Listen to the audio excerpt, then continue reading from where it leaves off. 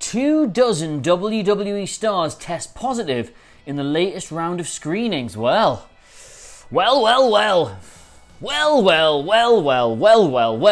If it isn't the inevitable consequences of someone's own actions. Yes, hello there everybody, Adam Clery here for WhatCulture Wrestling, back again to cover essential service that absolutely cannot be stopped for any reason, NXT. Now look, this is all very serious and people could get very ill, so I'm not going to make a load of jokes and say I told you so, but alright, the start was a bit of a joke and I definitely did tell them so. People in WWE, performers, cast members, crew, etc.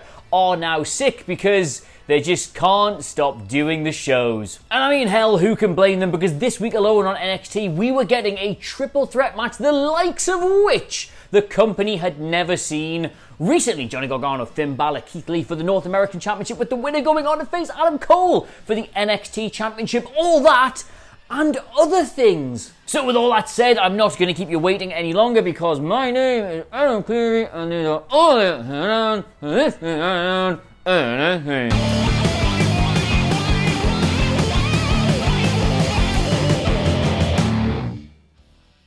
Alright, we start backstage this week and oh no! Something terrible has happened to Damien Priest because the NXT parking lot is the dangerous place in pro wrestling. I think that Cameron Grimes has slammed him with a door or something, it's not really clear, but either way, letting Cameron Grimes have more mic time, more matches, more of a platform to showcase himself has been a real good thing in the last couple of weeks. He brings much needed variety, is actually piss funny and is starting to excel as both a devious and a Weasley heel. I like him. Now, I'm not entirely sure what consistently getting bantered off by men half his size is doing for Damien Priest. Oh no, my ribs, etc, etc, but it is making Grimes look really good at the minute. And can you name me a more over finisher, a more protected finisher in all of WWE than the cave-in? You cannot. And with that, he got the win here, a relatively straightforward win. And I know I made the point about faces always having to sell. I'm not really caring that Damien Priest has got hurty ribs. Why are you showing up for work then in that case, buddy? But this is effective at getting Grimes over, even if it is burying Priest in the process. I'm giving it an up, an erp, an erp. Don't know how Cameron Grimes would say up. An erp. And it get an erp. I'm giving you a golden ticket to my ring. Yep. Next up, some actual wrestling for you, and there wasn't too much about this Jake Atlas versus El Chapo de Fantasma match that wouldn't have just as easily been accomplished by having a giant "they're putting the cruiserweight division on notice" Beth sign hanging over the ring, but nonetheless, it was fun. El Chapo del Fantasma is the best joke I will ever do on this show, and it kills me to know how few of you will get that. It's so good. I'm so funny. Anyway, though, Atlas is quietly marking himself out as here. Hello, I'm very good. Please do something with me coming out of that cruiserweight tournament. Like, he was really good in the matches with Kushida. The Nice match was great. He even got some good stuff out of Drake Maverick. And if he just gets a bit of a story going forward, there could really be a good performer there. Yes, the character needs a lot of work. Who the hell is Jake Atlas? But there's something. The only slight downside I could find to this match was I was personally hoping that when the three of these debuted, it was kind of going to be like a Cole, Fish, O'Reilly power trio sort of vibe. But no, they're the South American J&J, aren't they? Wild and Mendoza. They're just there to look like dickheads while Escobar picks up the win, which he did, so I guess it worked in that context. He gets an up, whatever. After this, we got a quick flashback to how the whole Balor, Gargano, Lee, Cole thing sort of came about, and it showed me again Regal appearing on that screen to tell them what he was going to do, and just, does anybody else get massive Zordon from Power Rangers vibes here? Robbie Brookside, find me 5 independently contracted wrestlers with attitude. Alright, Caden Carter and Casey Catanzaro versus Dakota Kai and Raquel Gonzalez in another continuation of this look how effective very simple booking can be when it's done well storyline. In fact, what did I say last week? Like, if Caden Carter is only going to be enhancement talent, she needs something more substantial narratively to do while she's doing that. Check, if Casey Catanzaro is going to be a long-term fixture on NXT, she needs to be getting more minutes on television, preferably with people who can help elevate her. Tick, if Raquel Gonzalez is going to be received as the monster of this division, she needs to be doing eye-catching spots on a regular basis that have a big impact in matches.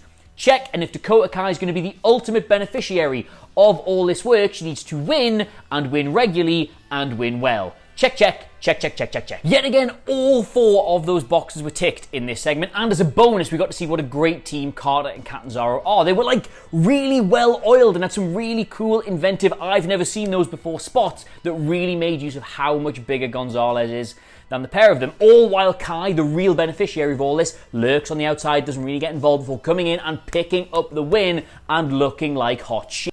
Win or lose, every single person involved in this feud is benefiting as a result of being a part of it. And how often do you get to say that? It is far too hot. Far too hot. It's like 30 degrees in this flat right now for me to be wearing my yellow hoodie, but if I was, I would be putting it on this up. After the match though, Dakota Kai gets down that camera lens and she tells Io Shirai she's coming for that championship. And Mauro, he calls it perfectly. He says, Dakota Kai has got an eye on Io Shirai. And yep, do you know what? That's entirely accurate, Mauro, but thing is, hello there everybody and welcome to an entirely original segment here on NXT Ups and Downs. It's nothing like what Simon Miller does that I like to call Ronaldo, but he talks like that, in which we take the outlandish, obscure pop culture references that Mauro Ronaldo shoves down the throat of every single episode and try to translate them so that they make sense to you, an otherwise normal person. Now this week it was of course Dakota Kai. She has her eye on Io Shirai and rhymes. It's just three words that rhyme. That's it. I'm sorry, what's that? You want to hear more about very simple but effective booking steps benefiting every single person who's involved with them? Well, you're not going to believe who's up next. It's Bronson Reed versus Karrion Kross. Karrion Kross. Karrion Kross. I get it. Yes, Bronson Reed got absolutely demolished by his far scarier opponent here, but lo and behold, he actually feels like a bigger deal for having been involved in this feud. Now, yes, this wrong place at the wrong time storyline has been very short, and this match was very decisive. He kind of like just mushed him into a fine paste by the end of it, but I mean, hey, he got to interact with him in the ring a few weeks ago, and he got to call him out on the mic, which nobody else has done last week, and he got to get in some offense this week, which you haven't really seen anybody else do to Kross. So Reed, even though he got battered here, and he got absolutely battered here, feels like a much bigger deal. You kind of hope they give him something to do after this, which, hey, he might even win. As well as being good for Reed, this is also really good for Kross because we've not really seen him have to sell very much. We've not seen him take on someone who's physically bigger than he is. So now we know he's a tough SOB, as well as being very scary and very brutal and all the rest of it. So this adds another string to his bow, and he will no doubt go on to, well, he's going to be NXT champion, isn't he? Very, very, very, very soon. Up! Nearly a clean sweep this week, my friends. Very nearly a clean sweep. And this is not a down I'm going to enjoy giving, because if I'm completely honest, I actually quite enjoyed the match. It's Aliya versus Rhea Ripley, and it was good, but in fact, did you know that no wrestler has been on television for WWE more than Aliya during the empty arena era? Now, I completely made that up. That's not true at all. But you thought it was. Now, there was a lot to like about this. I still feel like we're learning more about Aliya as a character. This did help move her on in that regard. Even the Robert Stone brand gimmick, which he's now signed up to, that kind of worked, because here was he inadvertently getting her a match she would never otherwise have been able to get against a former NXT Women's Champion, no less. And even Rhea Ripley, for her part in this, looked like she was having a lot of fun in this match, despite the fact it was short. It was entertaining, but this was just not the week to have her going back to being the perennial loser. Getting that win last week was really good, because now we can learn about her without just constantly associating her with getting beat. And here we are again, finally something to get her teeth into. They just needed to have a filler week where she beat somebody as a result of Robert Stone officially being a manager, not inadvertently like it was last week. Just get that premise in. Please. Do you know what? I like Aliya. I think they're doing really good work in developing her to be a proper star in NXT, but it just feels like every single week they go about it slightly the wrong way, so this segment gets a down. However, I've never done this before, but if they beat Rhea Ripley to make her part of the Robert Stone brand, proving there was an actual plan to doing this all along, I will retrospectively come back into this video through the miracle of television and remove this down. I don't know how, but if that happens, I will. Now, contrast that down that I didn't really want to give, because I actually quite enjoyed the match, with this up that I am now going to give, even though I didn't really enjoy the segment. It's just a really hard job, this. Now, we have had these absolutely brilliant Undisputed Era segments where Kyle O'Reilly is showcasing the fact he isn't just a mean, hard-kicking man and is actually a multifaceted, interdimensional comedy presence. I've loved it. Him playing therapist has been exceptional work, but it was all supposed to be leading to this match between Dexter Lumis and Roderick Strong, and why do this? Roddy goes through all the therapy, he gets in the car boot, or trunk as you Americans call it, then he gets to his match, then he jumps in the ring, jumps back out, and leaves, is counted out, and that's it. And what a boring thing to put on your television show. But the thing is, I've got to hold my hands up because the object of this segment was to just delay the gratification of that inevitable Loomis-Roderick Strong match and continue to find another way to make Dexter Loomis' whole "he don't blink, you know" gimmick go on for a couple more weeks. I said when they first brought him in, this is really entertaining, but it could get very old very quickly, and it felt like it was just starting to, but I kind of feel by having people be genuinely terrified of him all the time, thus shifting the focus on them rather than him, it kind of works. Now, we will get a proper match eventually, and I guess in the here and now, I buy a lot more that Strong is terrified of him and that Loomis is terrifying himself, so I am going to give the segment, as I say, an up, but just don't do this too often, NXT. Don't make me just watch 2 entrances and then a man leave. That's rubbish. Oh, actually, one final bit of praise for all this. Now that Adam Cole is embroiled in the championship pictures of both the singles belts and that the tag team division is now really benefiting from the Undisputed Era not being involved in all of that, this is actually a really good way to keep the group's wheels spinning until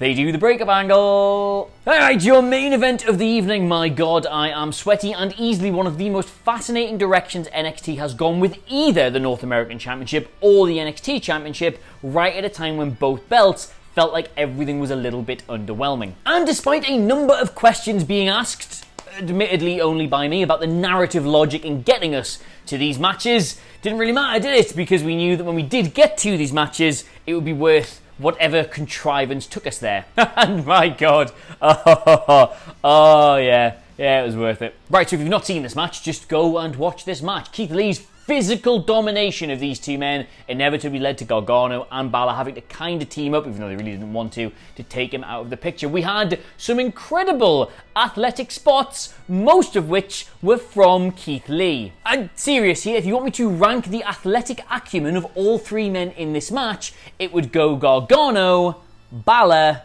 Lee. He's 300 pounds. Anyway, after Balor and Gargano take Lee out, they get in the ring and have their own little mini classic in there, and we get the recreation of my favourite camera angle spot in NXT history. You know the one, Balor's standing there, then Keith Lee comes up, and it's a visual, poetic representation of me still trying to do this job, despite the crippling anxiety caused by how horrible the rest of the world is. I love that. That is visual marzipan. No. Tough. No. What do I like? Moose. Eventually, of course, Keith Lee, he overcomes both men and he gets the win and he advances on to face Adam Cole for the NXT Championship in that winner-takes-all match. And admittedly, we were never likely to get a shock in this match, and we're not likely to get a shock in the winner-takes-all match either. That is clearly going to be there for Cross to get the thing thrown out so he can make a statement. But the thing is, while that is a boring, disappointing non-finish, you will not care because it will set up Cross versus Cole. I promise you. In the here and now, though, an up for Keith Lee and this match. The right choice, in my opinion, and a spectacular way to get us there. But before we go, we have, of course, always got time for the most important segment here on Ups and Downs. It is Bug Watch. Yep, he's still there, my boy, my man, still trapped behind that prison of perspex, but you will not be getting the automatic jazzy groovy up for free, NXT. We want a match. The man is a wrestler. Please let him wrestle. Our demands are so simple. So there you have it. Those are all the ups and downs for this week's episode of NXT. Yes, we did the thing with the arrows, for the thing with the X. Look, right, you demand this quality content. I merely provide it for you. Let me know what you made of it all in the comments below. I beg. And of course, don't forget to like, share, and subscribe. What's that? Where can I get you on Twitter, Adam? Excellent question. At Adam Clery, Clery. Our wonderful editor at Edit Chris Edit, and the entire WhatCulture Wrestling family at your disposal for free. 20-ish 7 at WhatCulture WWE. But in the meantime, thank you so much for watching. I've, of course, been Adam Clery. This was NXT Ups and Downs, and I will see you soon. Bye-bye.